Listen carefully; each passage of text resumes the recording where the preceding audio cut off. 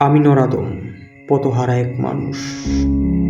পাপের আগুনে বহুবার নিজেকে পুড়িয়েছি, বারবার আপনার দরজা ছেড়ে অন্ধকারের পথে হেঁটেছি, দুনিয়ার মোহে হারিয়ে গেছি বারবার।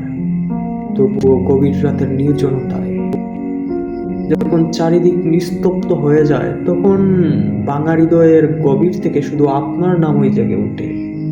হে আমার রব, অসংখ্য গুনাহের বোঝা বুকে নিয়ে একদিন কান্নায় ভেঙে পড়ে বলেছিলাম, আমি আপনার পথে ফিরে আসতে চাই। আপনি মুখ ফিরিয়ে নেননি, রাগ করেননি, বরং অসীম দয়ার দরজা খুলে দিয়ে বলেছিলেন, আমার রহমত থেকে কখনো নিরাশ হয় না।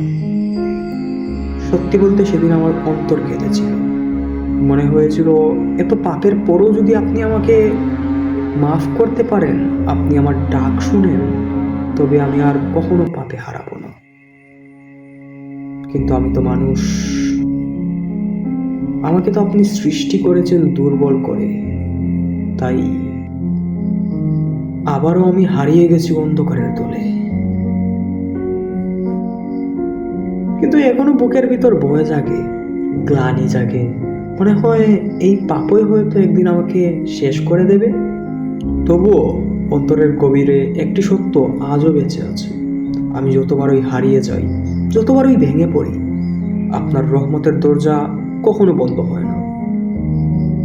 কারণ আমি গুনাহগার হতে পারি, কিন্তু আপনি তো আমার রব। আর আমার রব তো তার বান্দাকে কখনো নিরাশ করেন না, কারণ তিনি তো নিজেই কোরআনে প্রতিশ্রুতি দিয়েছেন, হে আমার বান্দাগণ, যারা নিজেদের উপর জুলুম করেছো, তোমরা আল্লাহর রহমত থেকে নিরাশ করো না। নিশ্চয়ই আল্লাহ সকল গুনাহ ক্ষমা করে দেন। তিনি তো পরম ক্ষমতাশালী, অতি দয়ালু। তাই আমি আজও বিশ্বাস রাখি, আমি যত দূরেই হারিয়ে যাই না কেন, আপনার রহমত একদিন ঠিকই আমাকে আবার ফিরিয়ে আনবে।